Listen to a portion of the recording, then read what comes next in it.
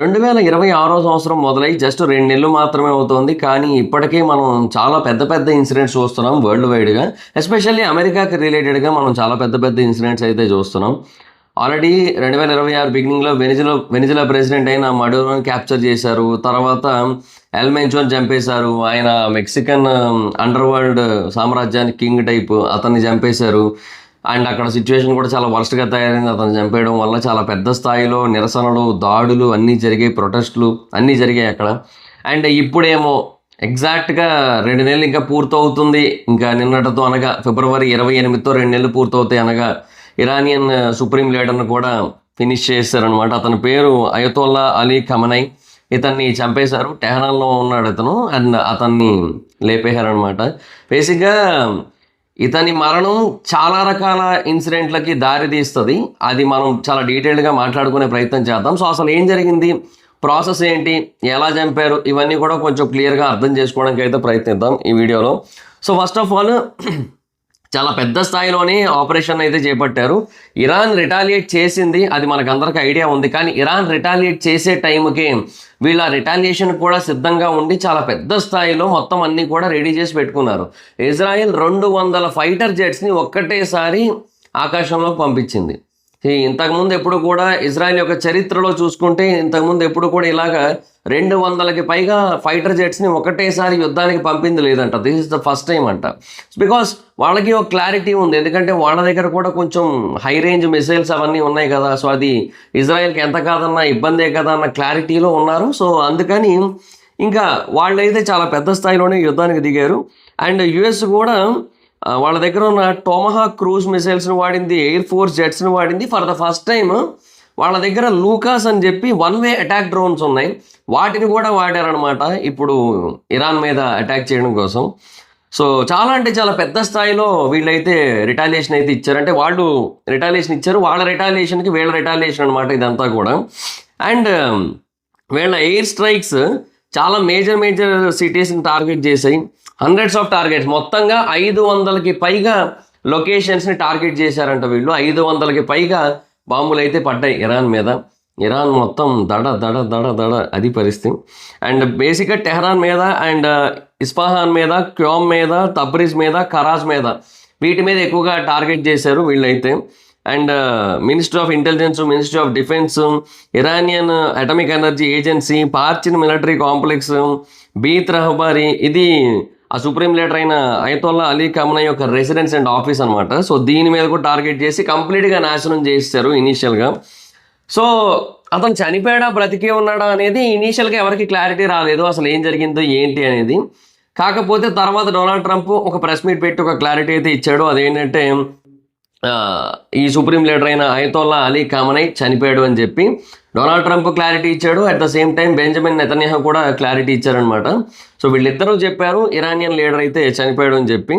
And Trump ఈ ఖమెనీని చరిత్రలోని 1 of the most evil person కింద, అత్యంత క్రూరమైన మనిషిగా అభివర్ణించాడు. అఫ్కోర్స్ ట్రంప్కి అతను తప్ప అందరూ వైలెంట్ పీపులే, అతను కూడా వైలెంట్ పర్సనే, నేను కాదన్ను. కాకపోతే ట్రంప్ చేసేది కూడా అదేగా, అది వేరే విషయం. సో బట్ ఇవన్నీ చేసిన తర్వాత మళ్ళీ నాకు నోబెల్ పీస్ ప్రైజ్ కావాలంటాడు. పీస్ ప్రైజ్ కోసం ట్రై చేశాడు, అది ఎంతకీ రావట్లేదు, ఇంకొచ్చేలా లేదులే అని చెప్పి ఇక ఒరిజినల్ ట్రెండ్ ఫాలో అయిపోతున్నాడు, యుద్ధాలకు దిగిపోతున్నాడు అనమాట కంప్లీట్గా నాకు తెలిసి. సో ఇరానియన్స్కి ఇప్పుడు వాళ్ళ దేశాన్ని మళ్ళీ వాళ్ళ చేతుల్లోకి తీసుకునే అవకాశం ఉంటుంది. అండ్ మళ్ళీ వాళ్ళకి నచ్చినట్టుగా ఉండే అవకాశం ఉంటుంది ఇతను చనిపోయిన తర్వాత అనే విషయాన్ని కూడా కొంచెం గట్టిగానే చెప్పాడు. సో బేసిక్గా ఇరాన్ పీపుల్ నుంచి సపోర్ట్ అయితే వస్తుంది కదా మరి వాళ్ళకి. ఇన్ఫ్యాక్ట్ ఇతను చనిపోయిన తర్వాత ఇరానియన్స్ చాలామంది టెహరాన్లో కానీ వేరే దగ్గర కానీ బయటకు వచ్చి సెలబ్రేషన్స్ చేసుకుంటున్నారు ఇతను చచ్చిపోయాడని తెలియగానే. అలా ఉంది అక్కడ సిచ్యువేషన్. వాళ్ళకి నచ్చదు ఆ సుప్రీం లీడర్ అంటే, అందరికీ అన్ను బట్ మోస్ట్ ఆఫ్ ద పీపుల్కి. ఎందుకంటే రీసెంట్గా అక్కడ చాలా పెద్ద స్థాయిలో ప్రొటెస్టులు జరిగేది మనం అందరం కూడా చూసాం, తెలుసుకున్నాం వాటి కోసం. సో అది మెయిన్ ప్రాబ్లం అనమాట అక్కడంతా కూడా. అండ్ చెప్పడం మర్చిపోయాను, చాలాసేపు అయిపోయింది వీడియోలో. సో ఇక్కడ నుంచి నేను ఇలా జియో పాలిటిక్స్ మీద మీకు కంటిన్యూస్ అప్డేట్స్ ఇస్తూ ఉంటాను. అవన్నీ మిస్ అవ్వకుండా చూడాలనుకుంటే ఖచ్చితంగా సబ్స్క్రైబ్ చేసుకోండి. ఈ వీడియో కొంచెం ఎక్కువ మందికి రీచ్ అవ్వాలి అనుకుంటే ఈ వీడియోని లైక్ చేసి మీ దగ్గర ఏమైనా హై పాయింట్స్ ఉంటే హై పాయింట్స్ ఇవ్వడానికి ప్రయత్నించండి. సో దట్ వీడియో కొంచెం ఎక్కువ మందికి రీచ్ అయ్యే ఛాన్స్ అయితే ఉంటుంది. So continue the video.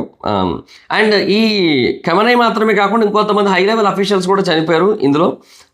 Ali షమ్ఖానీ, ఇతను సుప్రీం నేషనల్ సెక్యూరిటీ కౌన్సిల్ యొక్క సెక్రటరీ. అలాగే మేజర్ జనరల్ మొహమ్మద్ పక్పూర్, అతను రెవల్యూషనరీ గార్డ్ కార్ప్స్ IRGC ఉంది కదా, దాని కమాండర్ ఆయన. తర్వాత బ్రిగేడియర్ జనరల్ అజీజ్ నాజీర్ జాదే, ఇతను ఇరాన్ యొక్క డిఫెన్స్ మినిస్టర్. ఇంకా చాలామంది సీనియర్ మిలిటరీ కమాండర్స్, అలాగే ఖమెనీ ఫ్యామిలీ, అలా అతనితో పాటుగా అతని కూతురు, అతని మనవడు కూడా చనిపోయారంట. ఖమెనీ యొక్క కూతురు అండ్ ఖమెనీ యొక్క మనవడు కూడా చనిపోయారు. సో వీళ్ళంతా కూడా ఒక దగ్గరే ఉండడం వల్ల జరిగింది ఇదంతా కూడా. సో అందువల్ల అనమాట. అండ్ ఈ పిల్లాడనే కాదు, ఇంకా కొంతమంది పిల్లలు కూడా చనిపోయారు. ఇజ్రాయిల్ వేసిన ఒక 2 బాంబులు ఒక 2 స్కూల్స్ మీద పడ్డాయి. ఆ 2 స్కూల్స్లో ఒక దగ్గర 80 మందికి పైగా పిల్లలు అయితే చనిపోయారు. ఒక 200 మందికి పైగా సివిలియన్స్ అయితే చనిపోయారు ప్రస్తుతానికి. వాళ్ళకి సివిలియన్స్ని చంపాలని లేదు, ఎందుకంటే నేను మళ్ళీ చెప్తున్నా, ఇజ్రాయెల్కి అమెరికాకి ఏంటంటే ఇరానియన్ పీపుల్ కావాలి. ఇరానియన్ పీపుల్ వీళ్ళకి అనుకూలంగా ఉండాలి. వీళ్ళకి అనుకూలంగా ఉన్న ఒక పర్సన్ని అక్కడ ఇరాన్లో గవర్నమెంట్లో పెట్టాలి. అయితే ఇక్కడ ఒక ప్రాబ్లం ఉంది. అదేంటది? ఎక్సైల్డ్ క్రౌన్ ప్రిన్స్ రెజా పహ్లావి ఉన్నాడు కదా, ఇతను మళ్ళీ తిరిగి వచ్చే అవకాశాలు ఉన్నాయి. లేదంటే ఎవరైనా ఆ ఫ్యామిలీకి చెందిన వాళ్ళు ఎవరైనా సరే టేక్ ఓవర్ చేసే ఛాన్సులు అయితే ఉన్నాయి. ఇవన్నీ ఉండడం వల్ల maybe there is a chance that వాళ్ళే రావడానికి అవకాశం ఉంది. కాకపోతే వాళ్ళు ఈసారి US చెప్పింది వింటామన్నట్టుగా వస్తారేమో అన్న ఫీలింగ్ అయితే ఉందన్నమాట. సో రెజిమ్ మారిపోకుండా ఉండడం కోసం వాళ్ళు వీళ్ళకి నచ్చినట్టుగా ఉంటామని చెప్పి వస్తారేమో, మరి ఇక చూడాలి. లేదంటే ఇంకా ఇజ్రాయెల్ అండ్ అమెరికా వాళ్ళకి నచ్చిన వాళ్ళని పెడతారు కదా. సో అందుకనమాట అది సిచ్యువేషన్. సో ఇరాన్లో అయితే మాత్రం చాలా అంటే చాలా హ్యాపీగా ఉన్నారు చాలామంది. బట్ గవర్నమెంట్ అయితే మాత్రం 40 రోజుల పాటు సంతాపాన్ని, 7 రోజుల పబ్లిక్ హాలిడేని డిక్లేర్ చేసింది ప్రస్తుతానికి. అది పరిస్థితి. ఒక దేశానికి చెందిన అధ్యక్షుడు చనిపోవడం అనేది చాలా పెద్ద విషయం. అది కూడా వేరే దేశం వాళ్ళు వచ్చి బాంబులు వేసి చంపేయడం అనేది ఇంకా పెద్ద విషయం. సో ఇలాంటివన్నీ కూడా జరుగుతున్నాయంటే ఆ దేశం అంత ప్రశాంతంగా ఏమి ఉన్నట్టు కాదు. ఈ సెలబ్రేషన్స్ ఏవైతే చూస్తున్నామో అది కూడా ఒక సెక్షన్ ఆఫ్ పీపుల్ నుంచే చూస్తాం తప్పిస్తే మనం ఎంటైర్ ఇరాన్ పీపుల్ అందరి నుంచి చూడం. ఎందుకంటే ఒక సెక్షన్ ఆఫ్ పీపుల్కి ఇది నచ్చదు. ఇలాగా ఈ కంట్రోల్డ్ లైఫ్ స్టైల్, తర్వాత ఏమంటారు గవర్నమెంట్ల యొక్క ఆధిపత్యం, తర్వాత ఈ ముస్లిం కల్చర్, ఇట్లాంటివి కొంతమందికే నచ్చట్లే, అందరికీ కాదు. అందువల్ల ఒక సెక్షన్ ఆఫ్ పీపుల్ మాత్రమే సెలబ్రేట్ చేసుకోవడం మనం చూస్తాం తప్ప మొత్తం ఇరానియన్ ప్రజలు అందరూ అయితే కాదు కదా. సో అదొక పాయింట్ అయితే ఉంది ఇక్కడ. సో అందుకని సంతాపాన్ని వాటన్నిటిని కూడా తెలియజేశారు. At the same time global markets అయితే మాత్రం చాలా అంటే చాలా కంగారు పడుతున్నాయి. ఎందుకంటే Iran strait of Hormuz close చేసేయడానికి ప్లాన్ చేస్తోంది. చాలా అంటే చాలా క్రిటికల్ వే అది గ్లోబల్ ఆయిల్ ఎక్స్పోర్ట్స్కి. చూడాలి మరి ఏం చేస్తారో. సో డిప్లొమాటిక్ సిచ్యువేషన్స్ కూడా కొన్ని మొదలయ్యాయి ఆల్రెడీ. UN జనరల్ ఉంటారు కదా, UN secretary general Antonio Guterres. So ఇతను ఈ స్ట్రైక్స్ అన్నింటినీ కూడా ఖండిస్తూ ఇవన్నీ కూడా ఇంటర్నేషనల్ లాస్ని వైలేట్ చేసినట్టు అవుతుంది. అండ్ ఇమీడియట్గా నెగోషియేషన్స్కి అందరూ రావాల్సి ఉంటుంది. ఎవరు కూడా ఇలా దాడులు చేసుకోకూడదు, ఇలా యుద్ధానికి వెళ్ళకూడదు, ఇలా బాంబులు వేసుకోకూడదు అని చెప్పి ఆయన ఆల్రెడీ చెప్తున్నాడు. So but we have to wait and watch అనమాట. సో ట్రంప్ అయితే ఒకటైతే క్లారిటీ ఇచ్చాడు, అదేంటంటే ఇంకొక వారం రోజుల పాటు ఈ pin point and heavy bombing అయితే కంటిన్యూ అవుతుంది. ఖచ్చితంగా ఇరాన్ మీద కానీ లేదంటే వేరే ప్రాంతాల మీద కానీ ఖచ్చితంగా బాంబులు అయితే పడతాయి.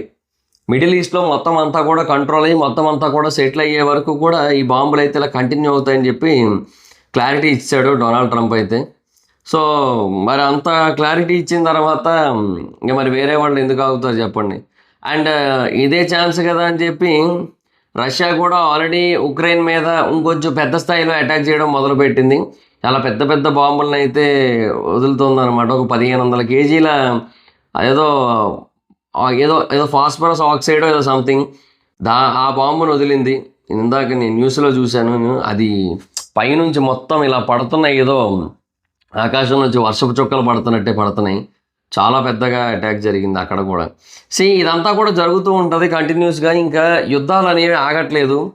అంటే 3వ ప్రపంచ యుద్ధం అనేది ఏదో ఒక దగ్గర మొదలయ్యి అన్ని దేశాలు అక్కడికే చేరి అలా కొట్టుకోవడం కదా యాక్చువల్గా ప్రపంచ యుద్ధాలంటే. ఇప్పుడు అలయన్స్ కింద ఫామ్ అవుతాయి అబ్బా, అలయన్స్ల కింద ఫామ్ అవుతాయి అబ్బా. ఇప్పుడు ఒక సైడు 10 మంది, ఒక సైడు 10 మంది ఉంటారు. 10 దేశాలు ఈ 20 దేశాలు కొట్టుకుంటే ఇవే మెయిన్ దేశాలు, ఇవన్నీ కొట్టుకుంటాయి కాబట్టి దీన్ని ప్రపంచ యుద్ధం అంటారు. సరే ఓకే బాగానే ఉంది. కానీ ఇప్పుడు అలా లేదు. ఒక దేశం ఇంకో దేశం మీద ఒక యుద్ధానికి వెళ్తుంది, ఇంకో దేశం మీద యుద్ధానికి వెళ్తుంది, ఇంకో దేశం మీద యుద్ధానికి వెళ్తుంది. సో అందరూ కలిపి కొట్టుకోవట్లేదు, ఎవరికాళ్ళు యుద్ధాలు చేసుకుంటున్నారు. ఇది 3వ ప్రపంచ యుద్ధాన్ని దారితీస్తుందా లేదా అనేది పక్కన పెడితే ఖచ్చితంగా అన్సర్టెనిటీ ఇన్ గ్లోబల్ మార్కెట్స్ అయితే మాత్రం ఖచ్చితంగా క్రియేట్ అవుతుంది. అదైతే క్లియర్. అండ్ ఇంకొకటి ఏంటంటే ఇలా యుద్ధాలు అనేవి కంటిన్యూస్గా చేసుకోవడం వల్ల 2030 నాటికి వచ్చేసరికి ఇవి ఇంకా పీక్స్కి వెళ్ళిపోతాయేమో అని భయం కూడా కలుగుతోంది. ట్రంప్ది ఇంకొక 3 ఏళ్ళు ఉంది టర్ము. ఆ 3 ఏళ్ళు తప్పదు భరించాలి మరి ఇంకా. ఆ 3 ఏళ్ల తర్వాత మరి ఏమో మరి చూడాలి గానీ, బట్ అప్పటి వరకు అయితే మాత్రం సిచ్యువేషన్ చాలా వరస్ట్‌గా ఉంటది. చాలా ఘోరంగా ఉంటది ప్రస్తుతానికైతే మాత్రం. సో, మైండ్‌లో చాలా తిరుగుతున్నాయి. అండ్ ఇప్పుడు ఇజ్రాయెల్ టార్గెట్ ఇరాన్ తర్వాత ఏంటి అనే ఒక క్వెషన్ కూడా మీకు రావచ్చు గదా! యాక్చువల్‌గా మీరు గమనించాల్సిన ఒక ముఖ్యమైన విషయం ఏంటంటే, వీళ్ళకి ఎప్పుడైతే ఇంకా ఇది అయిపోయిందో, అంటే ఇరాన్ తర్వాత ఇంక నెక్స్ట్ వీళ్ళకి పెద్ద టార్గెట్స్ ఏమి ఉండవులే అని అనిపిస్తుంది. ఎందుకంటే వాళ్ళకున్న ఏకైక ఆపోనెంట్ స్టాండింగ్ అదే. అంటే ఇప్పుడు ఇరాక్ ఉంది, లిబియా ఉంది, సిరియా ఉంది, లెబనాన్ ఉంది. అండ్ ఇవన్నీ కూడా ఆల్రెడీ డెడ్ అయిపోయినాయి. ఇంక వాటితో ఏం లేదు. తర్వాత ఈజిప్ట్‌ని, జోర్డాన్‌ని ఎయిడ్‌తో కొనేశారు. సో, అక్కడ వాళ్ళు ఏం చేయరు. సౌదీ అరేబియా, తర్వాత యునైటెడ్ అరబ్ ఎమిరేట్స్, ఖత్తర్ వీటిలోనేమో అమెరికన్ మిలిటరీ బేస్‌లు ఉన్నాయి. సో, వాళ్ళు కూడా ఏమి చేయరు. ఏమి చేయడానికి లేదు. ఒకవేళ వాళ్ళు ఏమన్నా చేస్తే వాళ్ళ బేసుల నుంచి వాళ్ళ మీదే అటాక్‌లు అవుతాయి. సో, ఎవరు కూడా అపోజ్ చేసే అవకాశాలైతే లేవు. ఇండియా డెఫినెట్‌గా ఫ్రెండ్లీగానే ఉంది ఇజ్రాయెల్‌తోని అండ్ అమెరికాతోని. ఇంక చైనా అంటారా మాకు దీనికి సంబంధం లేదు మమ్మల్ని వదిలేసేయండి అన్నట్టే ఉంది. రష్యా ఇన్వాల్వ్ కాదు ఎందుకంటే రష్యా ఆల్రెడీ ఒక యుద్ధంలో ఉంది కాబట్టి. రష్యాకి దీనికి సంబంధం లేదు. అండ్ ఇన్‌ఫాక్ట్ రష్యాకి బేసిక్‌గా ఇరాన్ లేకపోతేనే హ్యాపీ. అంటే ఇరాన్‌లో ఉన్న ఏవైతే ఆయిల్ ఉందో అది బేసిక్‌గా రష్యన్ ఆయిల్‌కి ఆపోజిట్ కదా! మరి రష్యన్ ఆయిల్ పర్చేసింగ్ పెరుగుతది ఒకవేళ అది లేకపోతే. సో, ఇలాంటివన్నీ ఉంటాయి కాబట్టి రష్యాకి ఓకే. No problem. ఈ జపాను, కొరియన్ లాంటి countries, West Indies, North Korea ఇవేమి పట్టించుకోరు ఎవరు కూడా. వీళ్ళకి ఎవరికీ కూడా దీంతో అసలు సంబంధం లేదు. ఆ ద్వీపాలు, ఈ చిన్న చిన్న కంట్రీస్ వాటన్నిటికి కూడా దీంతో పెద్ద ప్రాబ్లమ్ ఏమీ లేదు. వాళ్ళకి అనవసరం. సో, ఇదంతా కూడా అలా అయిపోయింది. సో, ఇంక మిగిలింది ఏంటి అంటే Turkey and Pakistan. Israel next targets ఈ రెండే actually. Israel next targets Turkey and Pakistan. యాక్చువల్‌గా ఇఫ్ ఇన్ కేస్ ఇరాన్ లేకపోతే, ఇరాన్ లీడర్స్, ఇరాన్ సపోర్ట్ కనుక లేకపోతే టర్కీ అండ్ పాకిస్తాన్ పరిస్థితి చాలా వరస్ట్‌గా ఉంటది. ఇప్పుడు పాకిస్తాన్ పరిస్థితి ఏంటో చూడాలి నేను. పాకిస్తాన్ ముఖచిత్రం చూడాలి నేను. చాలా అంటే చాలా దారుణంగా ఉంటదక్కడ. మరి నెక్స్ట్ టర్కీ, నెక్స్ట్ పాకిస్తానా? లేదంటే నెక్స్ట్ పాకిస్తాన్, నెక్స్ట్ టర్కీయా మరి చూడాలి. ఏమో మరిక. ఏమో నా గెస్ ప్రకారం అయితే జరుగుతది. అవన్నీ కూడా జరుగుతాయి ఖచ్చితంగా. అండ్ ఏవైతే ఈ ప్రో ఇస్లామిక్ ఉగ్రవాదాన్ని పెంపొందించే దేశాలు ఏవైతే ఉంటాయో ఆ దేశాలన్నిటి మీద కూడా అటాకులు జరుగుతాయి. ఆ దేశాలన్నిటి మీద కూడా దాడులు జరుగుతాయి.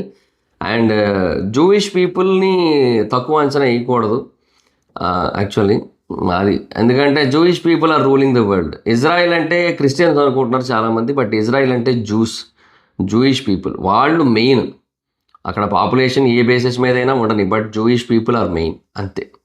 సో, వాళ్ళని తక్కువ అంచనా వేయకూడదు. ప్రపంచాన్ని ఇట్లా చిటికల మీద నడిపించగలరు. అలాంటి సిచ్యువేషన్ ఉంది అక్కడ. సరే లెట్స్ సీ చూద్దాం. ఏమో ఫర్దర్‌గా ఇంకేమేమి జరుగుతాయి ప్రతిదీ అప్పటికప్పుడు మీకు అప్డేట్ చేస్తూ ఉంటా. సో, ఇదైతే సిచ్యువేషన్ ప్రస్తుతానికి. చాలా పెద్ద దాడైతే జరిగింది. అండ్ ఇరానియన్ సుప్రీం లీడర్‌ని అయితే ఫినిష్ చేశారు. ఇది ఇంకా కంటిన్యూ అవుతది. చూద్దాం. So, that's it guys. This the video. Video మీకు నచ్చితే లైక్ చేసి వీడియోని షేర్ చేయండి. అండ్ హై పాయింట్స్ అవ్వడం మర్చిపోద్దు. అండ్ ఇప్పటివరకు ఎవరైనా మన ఛానల్ సబ్స్క్రైబ్ చేసుకోకపోతే ఇప్పుడు సబ్స్క్రైబ్ చేసుకోండి. పక్కనే ఉన్న బెల్ ఐకాన్ క్లిక్ చేసి ఆల్లో పెట్టుకోండి. నా ఫర్దర్ రిస్క్ అకౌంట్ చూడొచ్చు. చాలా మంది చూస్తున్నారు కానీ సబ్స్క్రైబ్ చేసుకోవట్లేదు. So, please try to subscribe, click the bell icon also. నా ఇన్స్టాగ్రామ్ అంటే ఎవరి మీద మాకు వచ్చి ఫాలో అవచ్చు. Thank you so much. By by. Next video. By by.